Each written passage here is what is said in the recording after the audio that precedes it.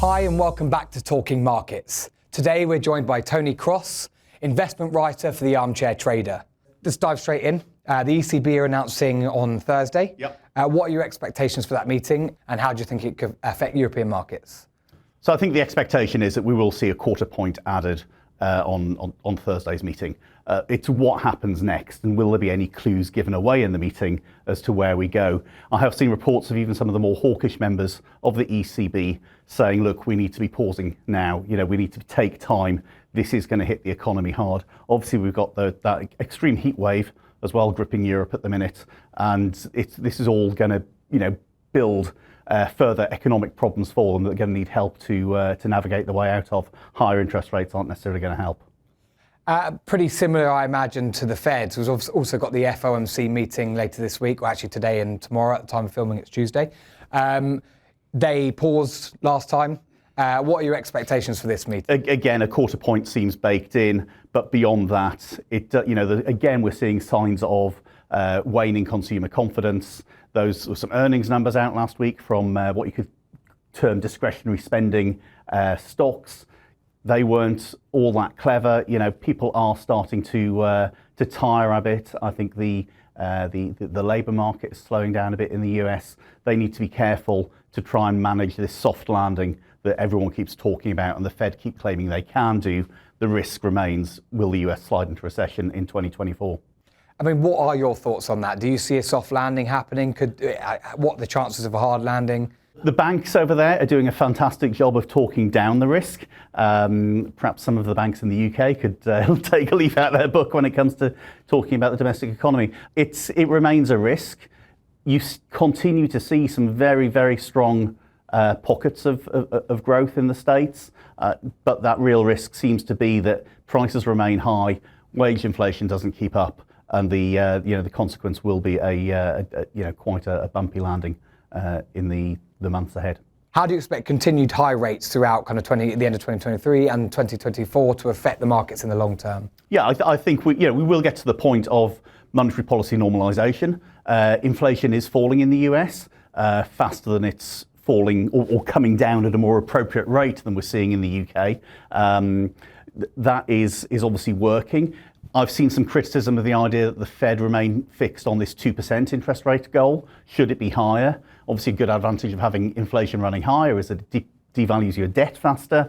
There's plenty to be said for seeing the model evolve. We've come out of such a protracted period of abnormal monetary policy and ultra low interest rates and having little impact on inflation that I think a rethink at a global level wouldn't go amiss. Yeah, I mean, the US, nearly $33 trillion worth of debt.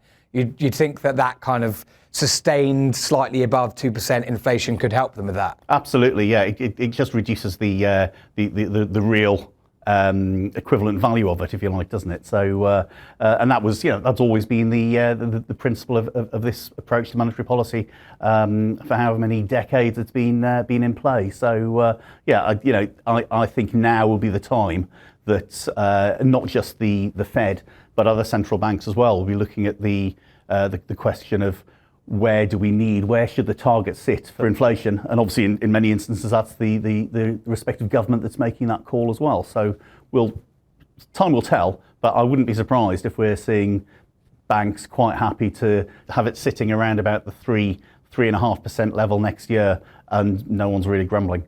Yeah. And then our third central bank announcing later this week, the Bank of Japan. Do you expect any surprises there? Do you think they potentially might roll back their ultra-loose monetary policy? I don't think so. There were comments from the Bank of Japan in the last week or so. Their big point again was about inflation. Inflation is rising, but they're worried about ensuring it's sustainable. Yeah. So I don't see any meaningful likelihood. That's not to say it couldn't happen.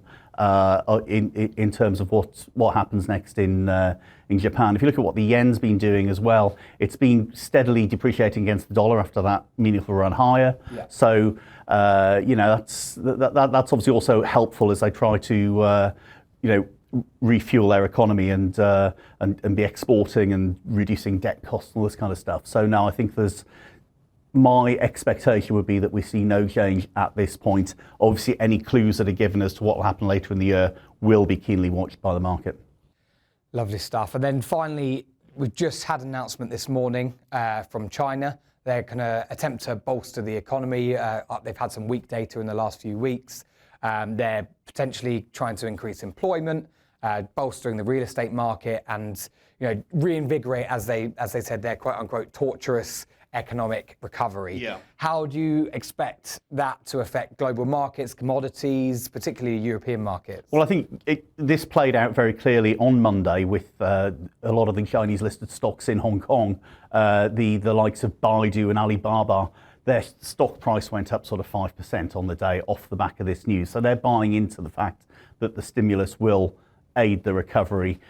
You've got a number of big US companies very active in that market. I'm thinking people like Tesla and Apple, so it's critical for when it comes to them maintaining their valuations, that those lines of demand into the world's second biggest economy are sustained. So I think it's a move in the right direction. That said, if you look at Tesla and Apple, they're not doing too badly, are they?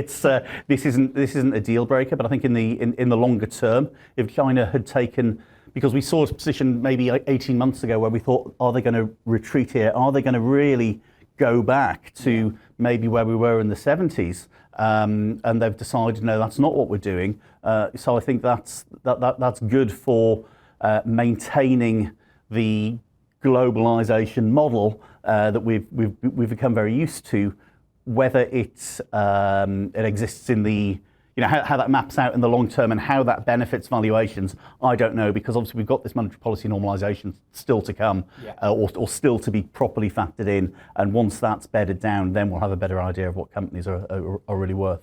Brilliant stuff. Great insights today. Thank you, Tony. And don't forget to like and subscribe and join us for next time.